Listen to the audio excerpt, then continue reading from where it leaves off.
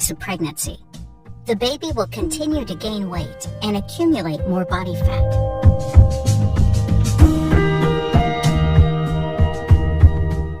As the baby grows larger, the uterus expands,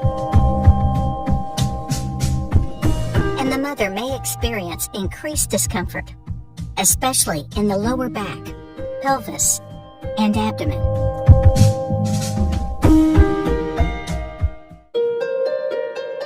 In preparation for birth, the baby may experience position changes, such as shifting from side to side or rotating within the womb. Most babies settle into a head-down position in the mother's pelvis, with their head closer to the birth canal. This relieves pressure on the diaphragm and makes breathing easier for the mother. It may also increase pressure on the bladder, leading to more frequent urination. This position, known as cephalic presentation, is considered ideal for vaginal delivery. However, some babies may remain in a breech or feet-first position. Throughout the final weeks of pregnancy, the baby's lungs continue to mature and produce a substance that helps keep the air sacs open and facilitates efficient oxygen exchange after birth.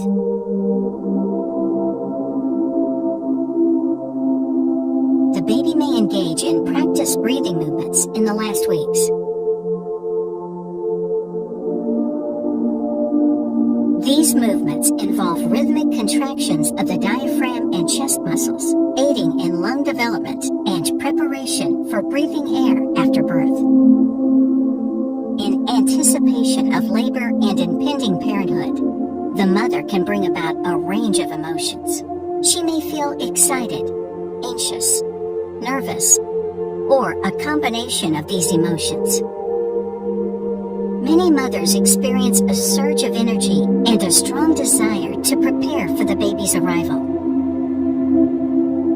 This is commonly referred to as the nesting instinct.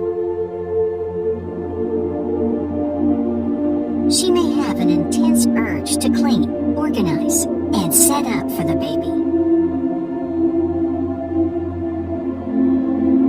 Braxton Hicks contractions can occur as early as the second trimester, but become more noticeable in the last weeks of pregnancy. They are often described as practice contractions and help prepare the uterus for labor. As labor approaches, true labor contraction occurs. True labor contractions have a regular pattern and become increasingly frequent, longer, and more intense over time. They lead to gradual dilation of the cervix. The amniotic sac rupture, or water breaking, can occur at different times during labor. It may rupture on its own without any intervention.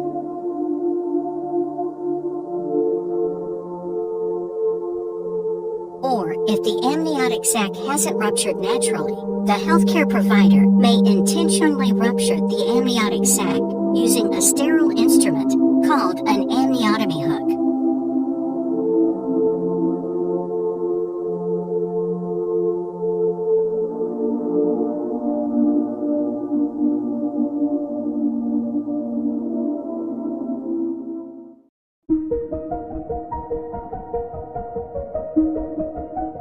During childbirth, the relaxin hormone in the body helps soften and loosen the ligaments and tissues in the pelvic area.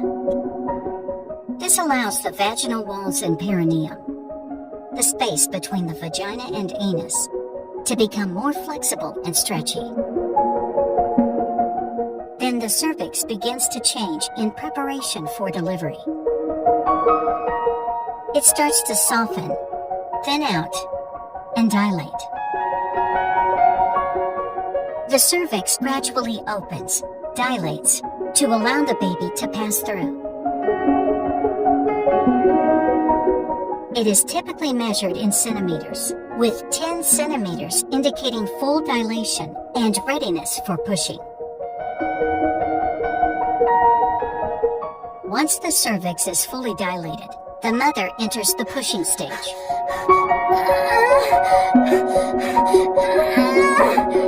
She actively pushes during contractions to help move the baby down the birth canal.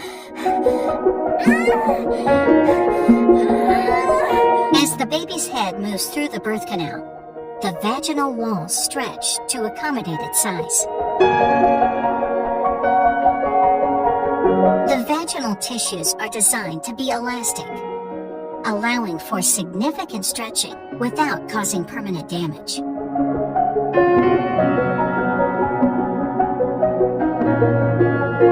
Sometimes, a healthcare provider may perform an episiotomy to facilitate the baby's birth and prevent severe tearing. This is a surgical cut in the perineum to enlarge the vaginal opening. However, episiotomies are not routine and are typically only done when necessary. During the pushing stage, the baby's head emerges first.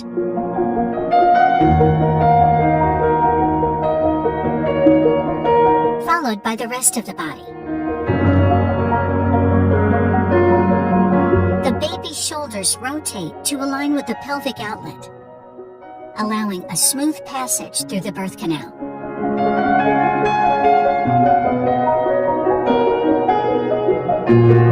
After being born, the baby's respiratory system undergoes significant changes as the baby transitions from receiving oxygen through the placenta to breathing air independently. The umbilical cord is clamped and cut, separating the baby from the placenta. This is usually done once the cord has stopped pulsating to ensure the baby receives the maximum amount of blood and nutrients from the placenta.